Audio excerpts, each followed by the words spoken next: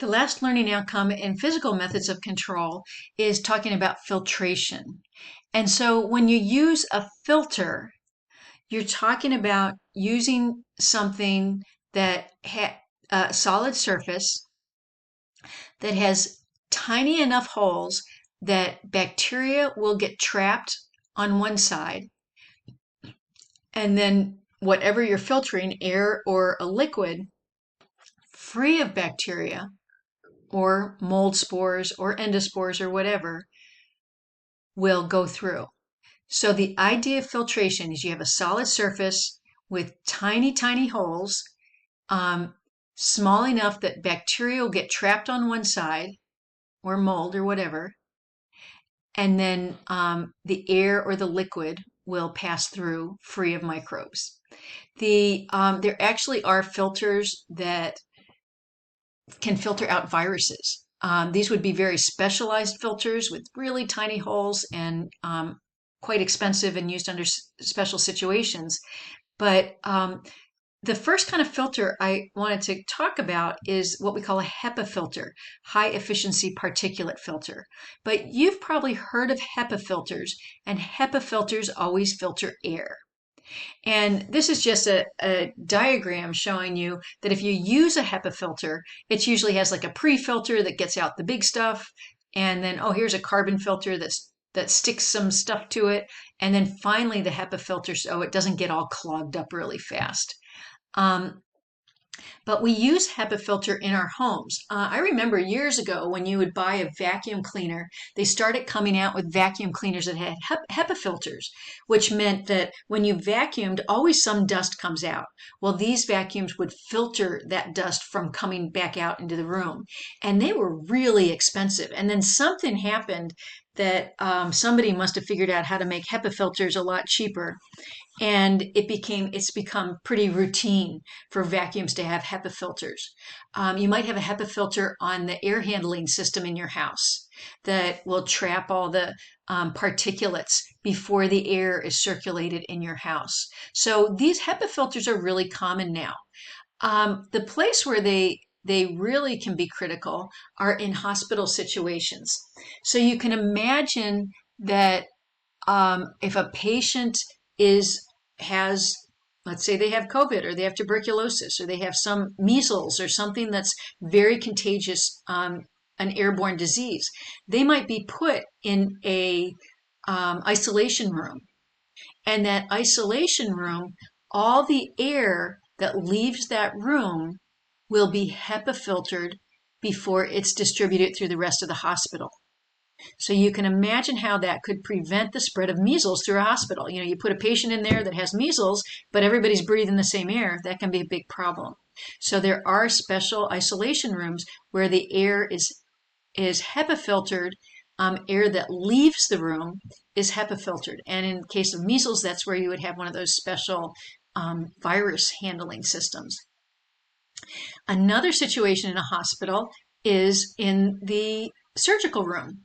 So everybody's all covered up, but there's microbes in air, and you've got this patient that might have a big, you might be doing chest surgery and their chest is open. Well, all these microbes from the air could be falling in there. But the air going into that surgical room has been HEPA filtered. So the air coming into the room has been sterilized before it came in there. In the case of somebody having measles, the air is going to be filtered after, as the air leaves the room. So whether you're doing surgery or you're isolating patients with contagious diseases, HEPA filters can be really handy.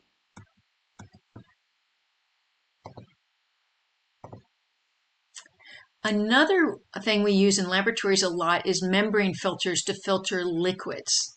So let's say I said, oh, we're doing an experiment. We need some sterile water. And oops, I could have put it in the autoclave, but I forgot. Or I have a liquid I want to sterilize, but it's heat sensitive. I can't heat it up. So we might use what we call a membrane filter. And what this is a sterile container. And here's the filter right here. This is a vacuum pump. And so this filter has holes that are big enough to let the liquid through, but small enough to trap bacteria.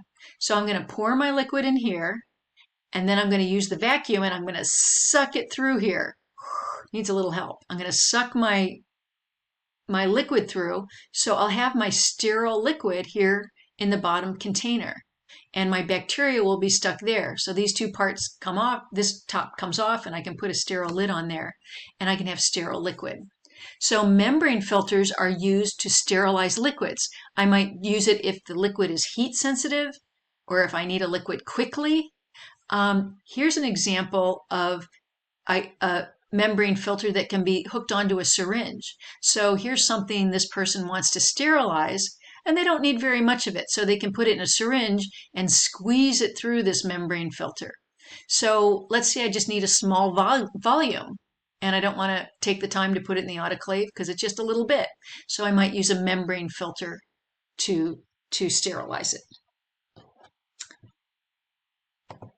The last filtration thing I want to talk about is just a little bit about surgical masks. And we're all familiar with surgical masks. And during the pandemic, we all got very educated about the traditional face masks versus the N95 masks. And I remember going through this and thinking, what's an N95 versus a KN95? Or, and it just turned out it was just where they were made. The cans were made in Korea, so they put K on it too. But these traditional face masks and N95 respirators are both commonly used in healthcare settings. The regular surgical face masks are designed to reduce droplets from the wearer. You can see here it says they fit loosely, and what happens when we talk is we release little micro droplets.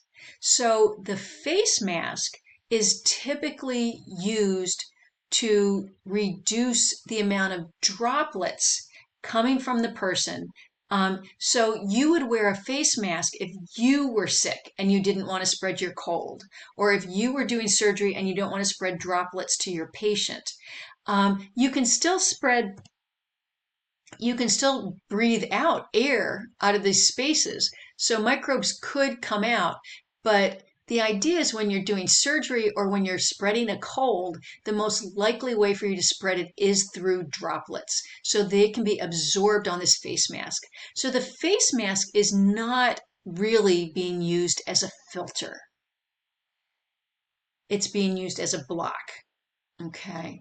The N95 respirator is, if it's fitted correctly, can block 95% of airborne particles. And it says 0.3 micrometers is the minimum size. Oh, well, that is what bacteria are about 1 micrometer. So these should be able to filter out bacteria. But they also do whatever they're made of, they also do attract viruses and bacteria. They'll stick to them. So even if a virus is a little bit smaller than that, it might be small enough to trap the virus, from the person, but it also can get stuck in the face mask without moving, just absorbing to it, like soaking into it. So the N95s are work well for, it says it will prevent the wearer from inhaling smaller airborne particles. So the N95 can actually protect the wearer. The face mask is designed to protect everyone else. The N95 is designed to protect the wearer. It will also protect other people. But the face mask, you can breathe in virus using that. The N95 greatly reduces your chance of breathing in a virus. So we would say the N95 is a HEPA type filter. It's filtering air. The face mask is not a HEPA filter. It's really designed to stop you from spreading droplets. So there's the story on surgical masks.